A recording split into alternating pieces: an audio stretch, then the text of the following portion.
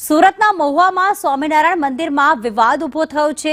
લક્ષ્મીનારાયણ મંદિરમાં દેવની મૂર્તિ ખસેડાતા વિવાદ સર્જાયો તો નિત્ય સ્વરૂપ સ્વામી અને બાલા સ્વામી પર આક્ષેપ લાગ્યો। સ્વામીઓ પર મૂર્તિ ખસેડી હોવાના આક્ષેપ લાગ્યા છે। રવિવારે સુરતના ભક્તો મહુવા પહોંચીને વિરોધ કરશે। હરિભક્તો વિશાળ રેલી યોજીને મહુવામાં વિરોધ કરશે। મહુવામાં મંદિરને લઈને પોલીસ ફરિયાદ પણ નોંધાઈ છે।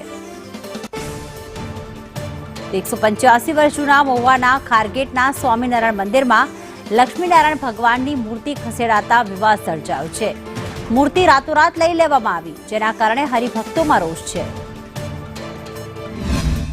સુરતથી અમે સત્સંગી હરિભક્તો અત્યારે મહુવામાં 11 ડિસેમ્બરના રોજ જે અડધી રાત્રે ભગવાનની મૂર્તિઓ ચોરી લેવાની ઘટના બની એ ઘટનાના વિરોધમાં એકત્રિત થયા છીએ અને આ મીડિયાના માધ્યમથી અમે એ મેસેજ આપવા માંગીએ છીએ કે નિત્ય સ્વરૂપ સ્વામી સરદારને એમના મંડળના લોકો દ્વારા 185 વર્ષ જૂનું બિહારીલાલજી મહારાજના સ્વહસ્તે પ્રતિષ્ઠિત થયેલી ભગવાન લક્ષ્મીનારાયણ દેવ આદિકની જે મૂર્તિઓ છે એને રાતોરાત ત્યાંથી હટાવી લેવાનું જે નિંદનીય કર્મ કરવામાં આવ્યું છે। મૂર્તિઓ એક રીતે કહીએ તો ચોરી લેવામાં આવી છે, કારણ કે જે મંદિર આગલી રાત્રે 9 વાગ્યા સુધી ભગવાનની શયન આરતી સુધી જ્યાં મંદિર હતું, ભગવાન બિરાજમાન હતા, એ મંદિરની અંદર સવારે મંગળા આરતીના સમયે જ્યારે હરિભક્તો પહોંચ્યા ત્યારે મંદિરના મુખ્ય ગેટ ઉપર ગેટ હટાવીને ત્યાં દિવાલ ચણી નાખવામાં આવી હતી અને મંદિરની ધજાઓ ઉતારી અને જાણવા મળ્યું કે ભગવાનની મૂર્તિઓ છે એને પણ રાતોરાત હટાવી લેવામાં આવી છે।